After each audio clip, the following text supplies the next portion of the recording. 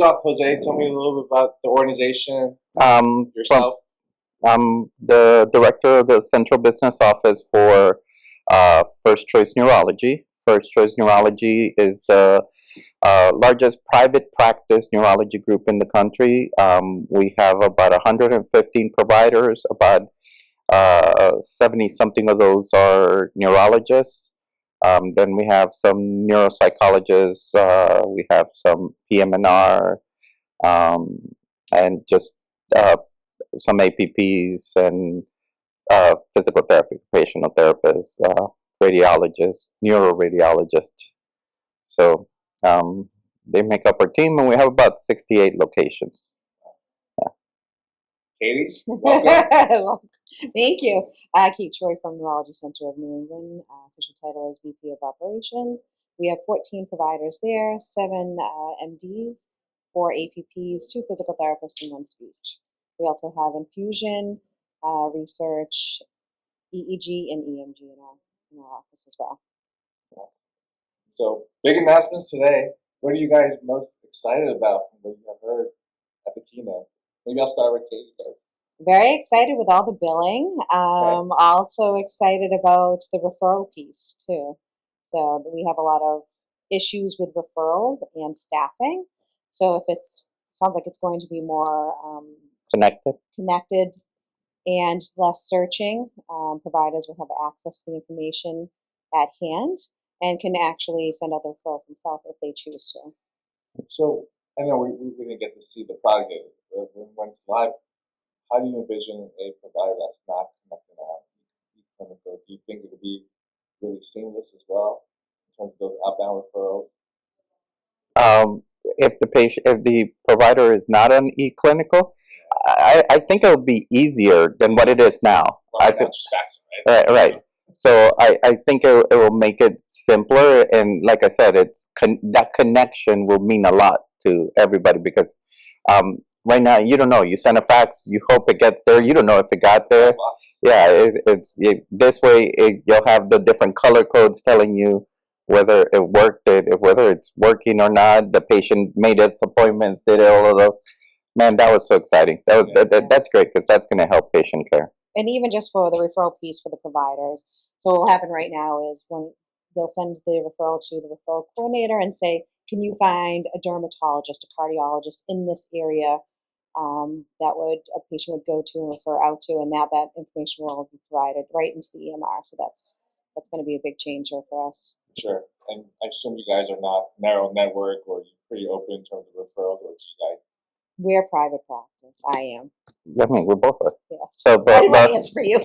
So I mean, we don't want to send them to just anybody, but we want to send them to good providers. And you know your community. You know your good cardiologists, your good rheumatologists, your other providers in the areas, PCPs and stuff like that. And you want to build networks, but it's also good to have that information in the system, because when a new provider comes along, you're going to have that information already in the system. So if it takes 3 months to get to the usual doctor, then maybe this guy will have a 1 month visit. So it's just great. That connection is going to be great. And if they're eClinical and they have the open schedule and you can do that that would be amazing. Yeah, good tools. I think those are exciting. Referrals, doesn't matter what kind of organization you are, large, small, it's a problem everywhere, consistently.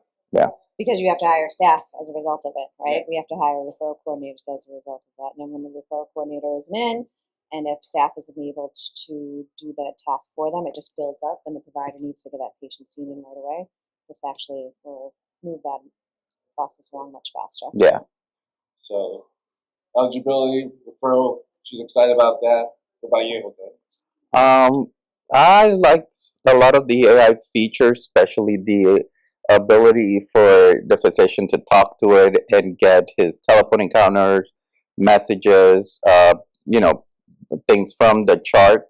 That's all great. Because that's going to streamline a lot of the operations, especially when the doctor doesn't have to go clicking around. Or look it up and type it in. And type it in and doing that, and it can be a straight conversation. I mean, that's having your own, scribe, your own personal assistant with you 24/7, And I always tell all our doctors, all our physicians, you know, if you're going to be successful, you're going to need to have that one, you know, MA or assistant that's going to know you so well.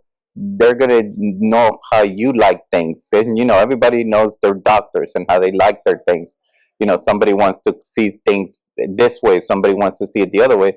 Well, having that assistant in your ears or having that personal connection with this AI would be, it's going to be great for them and save them some time, and hopefully save them on having to hire a personal assistant. Yeah. So that's all great. Very happy with it. And you was it last year you were recently they showcased you about Prisma? Prisma and the Fax AI. I'm a big fan of Prisma. I'm a big fan of Prisma because of her. Oh, tell us! I want to hear the story. She turned it on before we did, and I, you know, went in and looked at it, and it was great. It's a great tool. I mean, my doctors love it, and I mean, insurance companies should pay you for this. Because it gives us the opportunity to save on ordering tests again.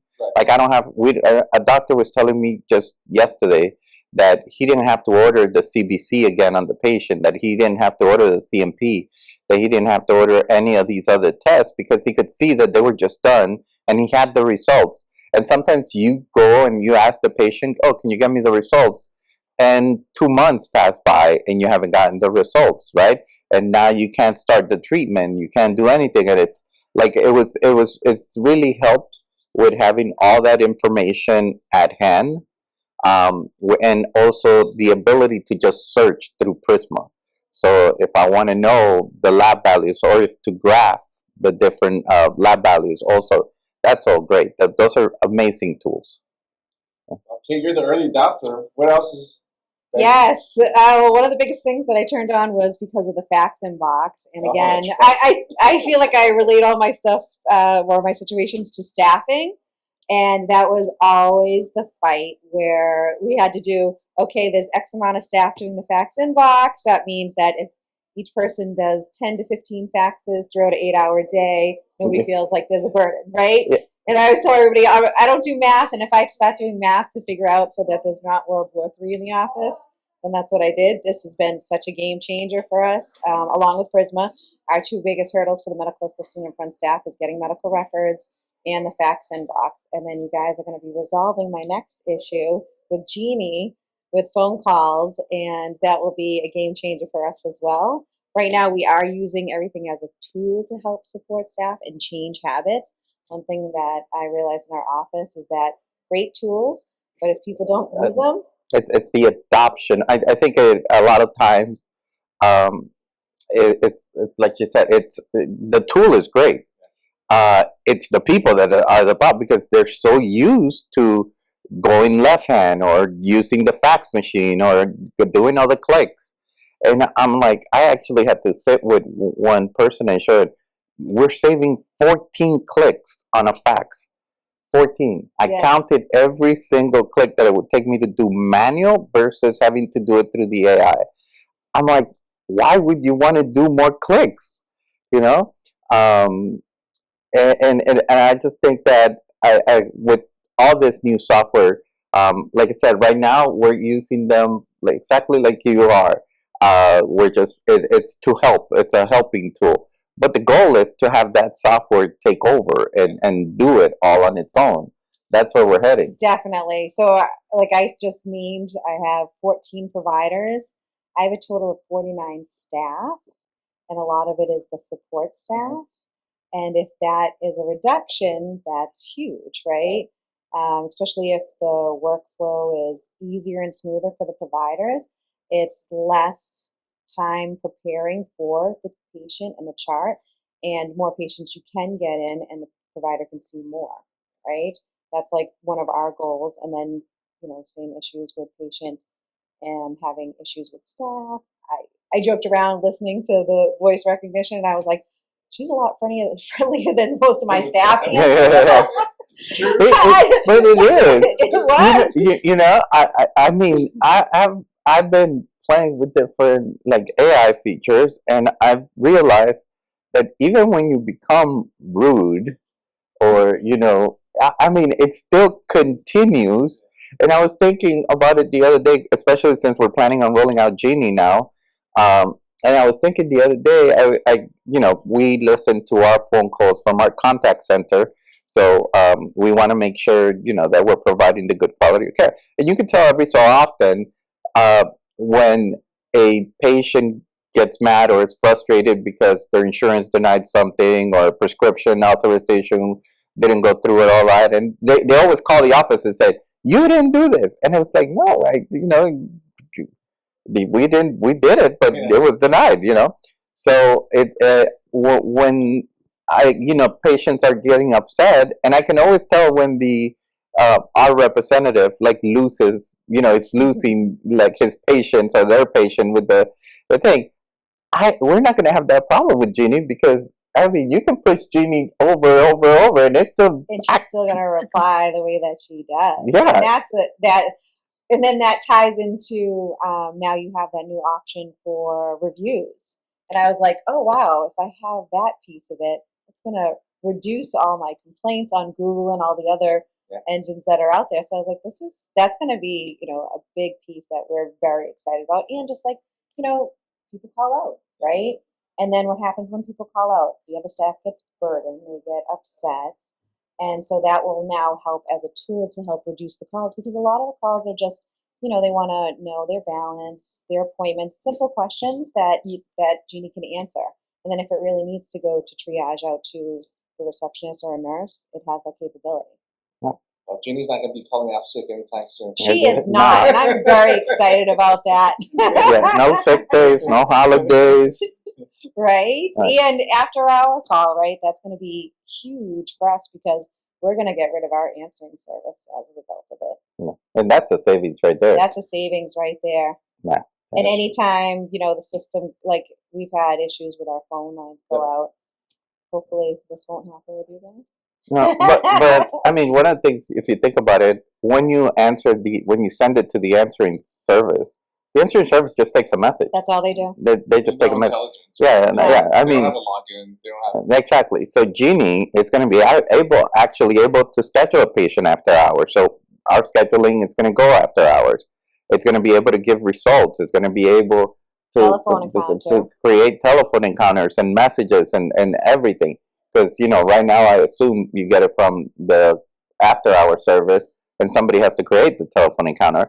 Or even worse, and it's one of my issues right now, is when there's an after-hour message, it goes to the physician. Mm-hmm. There's no documentation because he forgets to document it. That's 100%. Oh my God, and it's so horrible. So it's like, I don't mind, when it hits during the business hours, because I have my staff doing telephone encounters. But when it's at night, and then you get that phone call later. Oh yeah, I spoke to the doctor 3 days ago at night, and he told me this and this and that, and we're like, yeah, sorry. And then you call a doctor, and he's like, oh yeah, I did. Yeah. Yeah. And those are the ones of like old school, right? The providers just called the patient. So that's where that's definitely going to help out. And just, some of the calls that you get that aren't really necessary for, an urgent call back of a refill. Mm-hmm. If it's done right then and there, it's created self-encounter. The provider can then send out the refill because they'll have the exact information, and then they can send a message through Helo or through messaging and say, I sent in your script. And if that's the case, you wouldn't even have to call the patient. And the patient received the communication. We're now running into, we can call patients 20 times, leave 5 messages. We send that one text message through. They respond. Yes. They respond. And that, again, has been amazing for us in our office. Yeah. All right, final question. If you had a wish list for a feature or something that's going to be part of the next release or the future development, what would that be? I want a kiosk with a. I know this is really asking, but like I want a kiosk with a automated person. Like when you go in there, so that when you go and check in at the office, you have a person that. That's kind of. What was that 80s show? I might be with myself. 90s show. Robot? No, with the girl, she had a robot. Oh goodness, The Jetsons. not the Jetsons. I'm not that old. I don't know. I'm gonna We're remember. not either. I'm gonna remember. But that would be great. One of the things that we have right now is that to get everybody on self-check-in and this motivation, I would say we're doing like the Walmart greeter in the waiting room to kind of get everybody moving and pushing towards this. So I definitely like that idea. Yeah, because I think that again, this AI is going to be friendly. Mhm. It's going to, be nice. It's going to be presentable, and I think people will feel more comfortable. Feel engaged with that. I mean, the other day I went to one of the stores, and I realized that the self checkout Yes. line was busier Well, longer.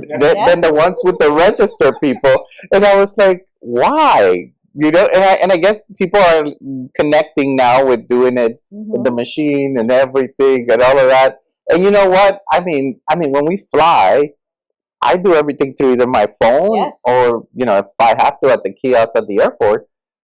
I haven't spoken to an agent, and now I'll date myself. When you first started flying, you always had to go to the agent. Yes. You always had it. You had that paper ticket that they gave you. So then now I don't. So Yeah, definitely. They need to figure out how to make this movement move, right? So whatever you can figure that piece out, yeah, right? Encourage, get excited right now. Again, I'm pulling my front staff to do greeting to really push self-check-in, push Helo, because the education needs to happen. I always want to refer to the Amazon way. Amazon has nailed it. They figured out how I'll go to them first, I'll buy, and then I'll end up buying something else because somehow it made a suggestion. Maybe I need that, maybe I don't. And then their return policy is amazing. You can even go to Kohl's, and when you go to Kohl's, you get a 20% off. So you want to shop at Kohl's now. So whatever can work towards that. That makes it so easy and seamless that people want to use the product. All right. Thank you so much, Jose. Thank you, Kate. thank you. You guys Thank nailed it. you.